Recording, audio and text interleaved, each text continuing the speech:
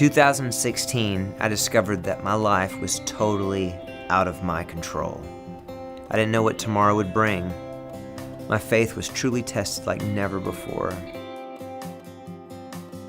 Growing up in Savannah, I was surrounded by a rich culture of music.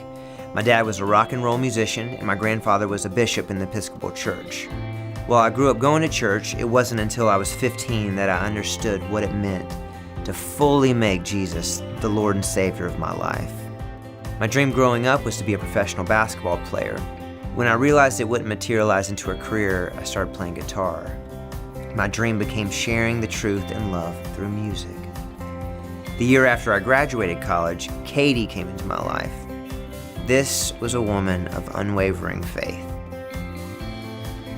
Paul definitely is incredibly friendly, and people always want to be around him. He's still the nicest person I know, and I live with him, so that says a lot. Later on, I had the opportunity to serve as the music pastor at a church in Athens, and it was awesome. It was there I realized my passion to shepherd musicians, and I fully embraced being a music pastor. By 2015, our family had grown, and Katie was offered a great job in Atlanta. This also offered greater opportunities to produce albums for local Christian bands. That allowed me to serve musicians not just from a stage, but working with them face to face in the studio each day. Taking the leap to Atlanta, God gave me a place to land here at Apostles. My former pastor had served here years ago. There really wasn't a position available when I came, but I started serving as an assistant stagehand on Sundays. Whenever different groups needed someone to fill in or lead music, I gladly helped out there. In September of that year, I was sanding the floors in my studio, and it took me 3 days to finish. I couldn't even feel my hands. A month later, my hands were still numb. I was forced to go to the doctor to figure this out. While I was there, the doctor asked me if I had any other concerns. I figured I'd get my co-pay's worth, so I told her that I had been experiencing stomach issues. While both hands needed surgery for carpal tunnel, the real issue was somewhere else, so I was sent to a gastroenterologist. I was given the last remaining colonoscopy appointment, which was, of course, on Christmas Eve.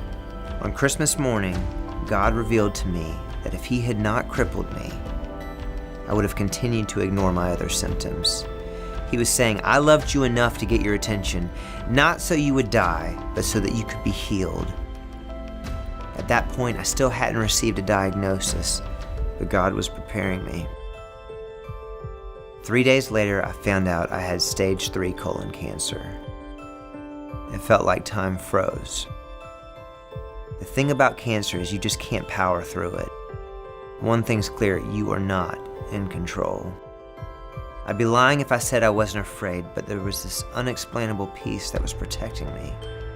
God was in control, and the promise He gave me on Christmas morning consumed the rising fear. I had 27 radiation treatments, surgery in April, and was then left with a colostomy bag and 4 months of chemotherapy. God showed me that He doesn't see suffering the same way we do. Romans 8:28 came alive like never before, and we know that in all things God works for the good of those who love Him, who have been called according to His purpose. My faith was forced to rise to the occasion. Through cancer, God stripped me of my half-hearted beliefs and replaced them with something much deeper.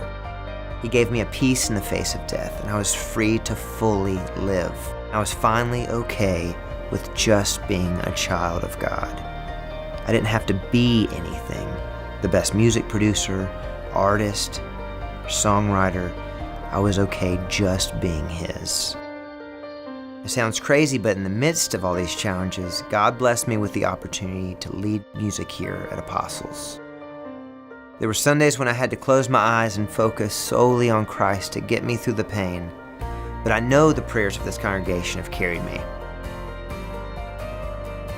I had faith in our God, and I knew that He would see Paul through it. God definitely uses difficult circumstances to reveal His glory. His relationship with Christ grew deeper, and then he was able to also exemplify that to other people. By the grace of God, not only has the cancer been removed, but now there are no more signs of it in my body. God has used these trials to show me that He is faithful. I am thankful. To Him and Him alone be all the glory and honor.